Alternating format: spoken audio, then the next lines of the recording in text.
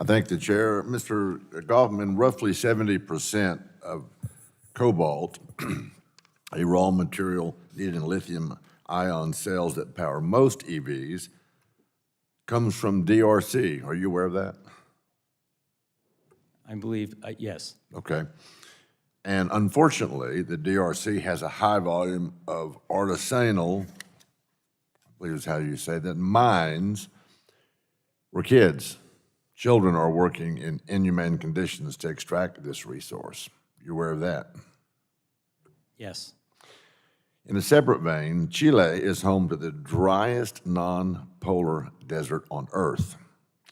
The lithium mining industry there is consuming large amounts of groundwater, destroying the local ecosystem, and literally drying up the resources needed for their very own local farmers and herders. Are you aware of that? I wasn't aware of that specific set of facts. But you know it's dry and they're using a lot of water, so it makes sense. Bad sense, but it does make sense. On an average, the water required for producing EV batteries is 50% more water intensive than a traditional internal combustion engine. Were you aware of that? I wasn't aware specifically of that fact. But you knew it was a lot. Yeah. How can the human and environmental impacts of the growing EV market be measured against the impacts of the production of combustion engine vehicles? And the answer is they can't.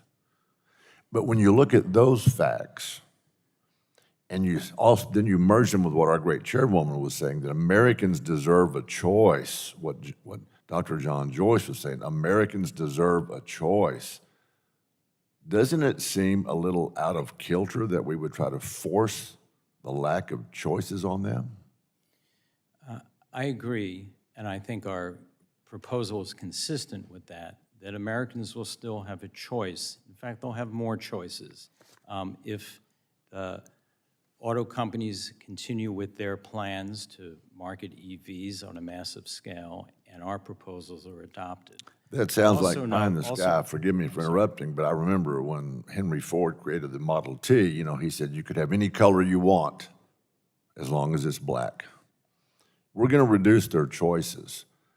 And with the facts that we just laid out about the mines and the deserts and the waters and all of this stuff, we didn't even really talk about the child labor all that much.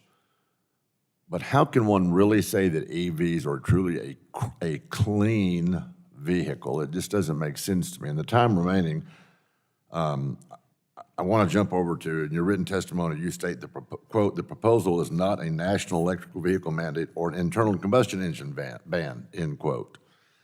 But in essence, that's the slope that we're going down. And I saw, tongue-in-cheek, saw a survey the other day about electric vehicles that said 90% of electric vehicles were still on the road today. The other 10% made it home safely. We just don't have the charging capacity in our current grid. I'm from Texas, we have our own grid. I owned an air conditioning company for 35 years. We dealt with power requirements all the time. I know how much electric and power is needed, and we don't have it. And we've got to race down a slope, a slippery slope, to make all these laws and rules that Americans don't get the choice. The vehicle's really not all that green. It comes from sources that are anti our own values, harming people in the process.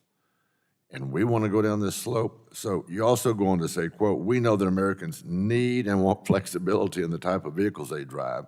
And our proposed light and medium vehicles rule will help consumer have more choices, not fewer. That dog don't hunt in Texas. That statement is just not true.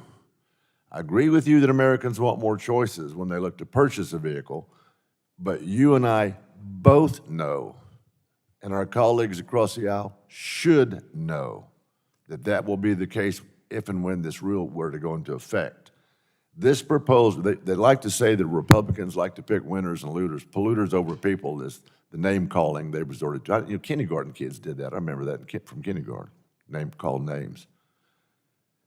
This proposed rule picks winners and losers in the market and inherently goes against consumer choice, which you claim is important to the EPA. True or false, I'm out of time. Is it true or false a good thing for Americans to have more choices?